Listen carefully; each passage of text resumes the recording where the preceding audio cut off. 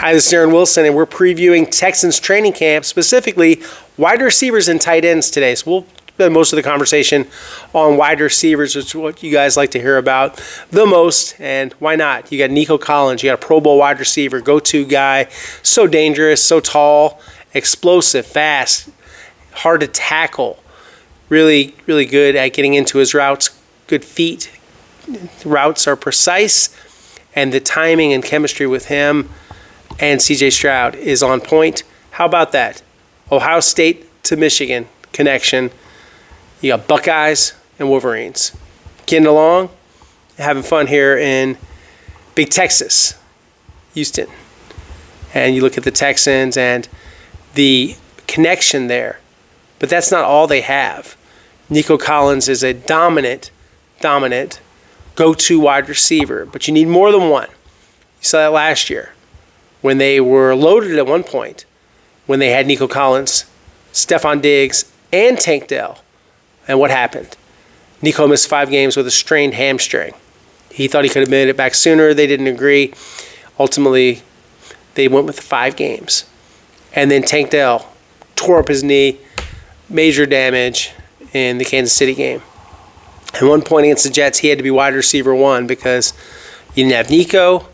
You didn't have Stephon Diggs. Stephon Diggs tore his ACL. Now Stephon Diggs is a Patriot, has had a great comeback, great rehab, but you guys aren't interested in that. He's in the past.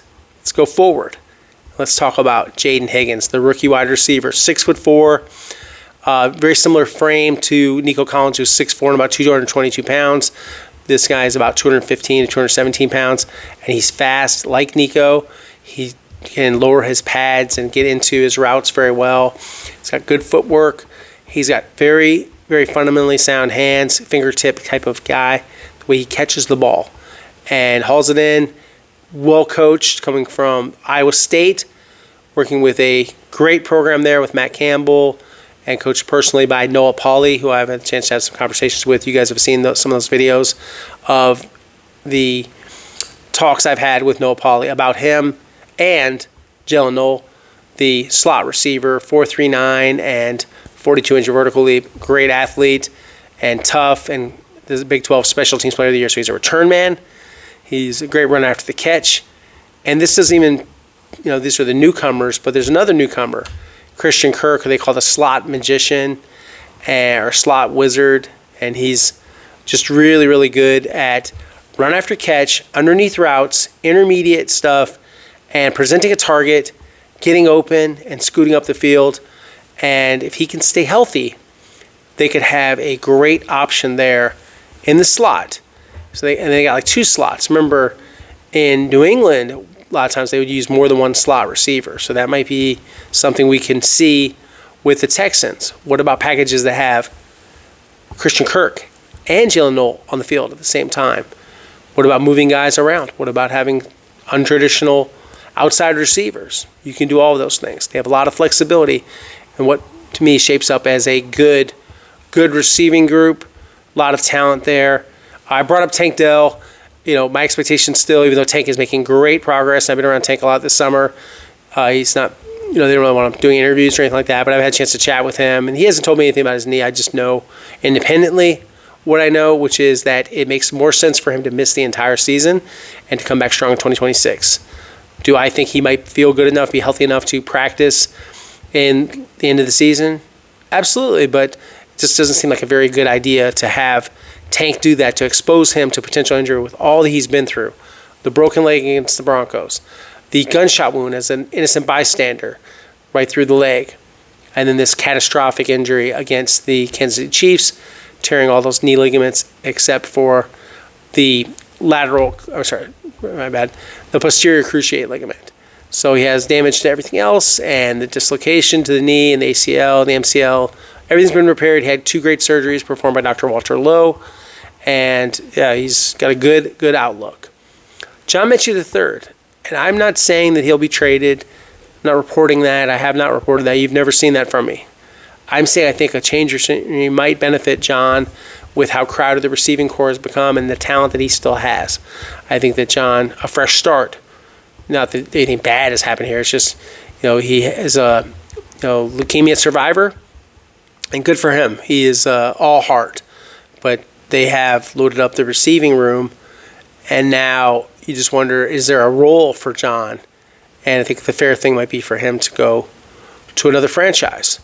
So we'll see what happens with that. They have signed Justin Watson to a 2-year contract. Justin is a bigger possession receiver.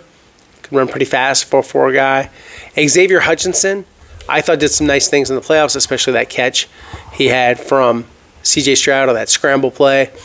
So Hutchinson I could see being in the mix again, and also he plays special teams, and so does Braxton Berrios, former All-Pro kick returner, coming off of an ACL, someone that is still working to get back to full health. And when he does, he can really help this return game. So I see good things from him. I sometimes get questions about the depth of the receiving position. And Jared Wayne is the wide receiver I thought made a lot of progress. Jared is a former Pitt player, originally from Canada, over 40-inch vertical leap, big receiver, but I thought he got faster, a little lighter, and looked more explosive to me in the spring.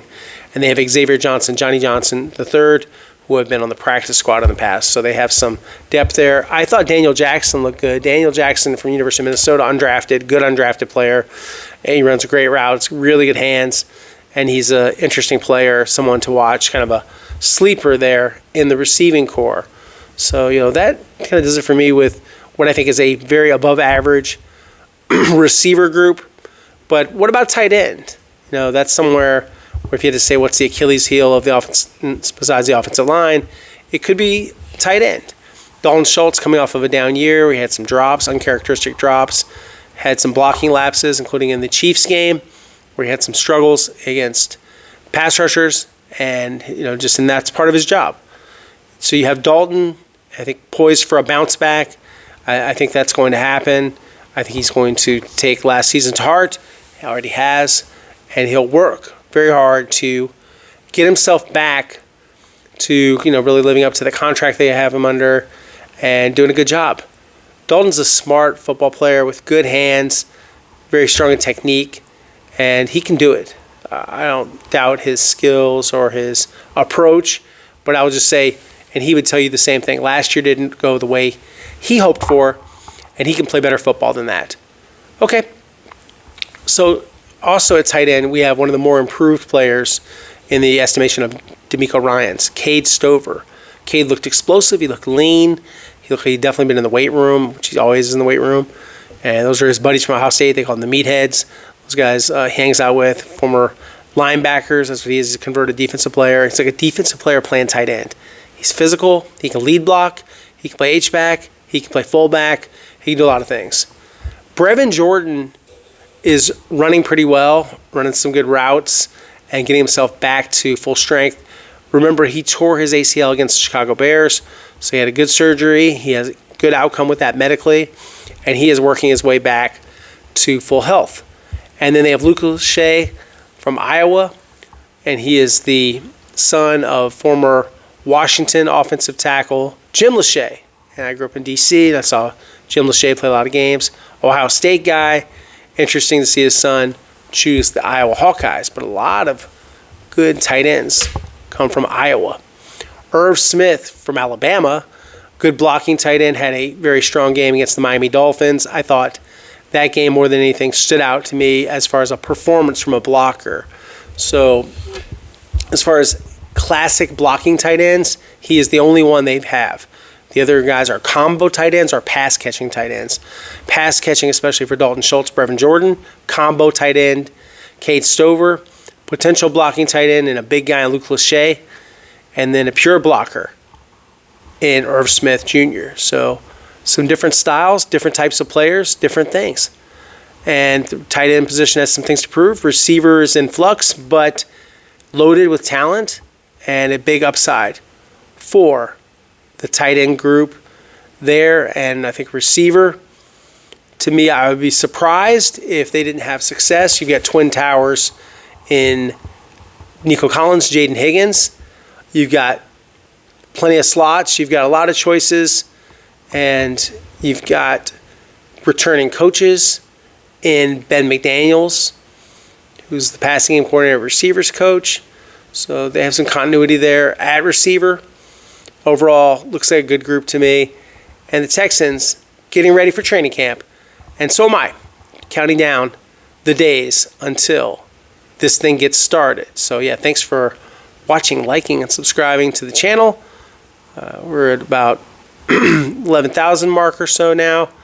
And just continue to grow, continue to give you the content that you guys want to see. And so I'll do my best to provide that. And remember, everything I do is free. There's no paywall to this. It's absolutely free for you guys to watch and public for everyone. Same thing with www.clicktohouston.com. And of course, all my social media, Aaron Wilson 7128 at Instagram and Aaron Wilson _NFL on Twitter and X. So yeah, please give me a follow on any of my platforms. I appreciate you guys. Thanks for tuning in.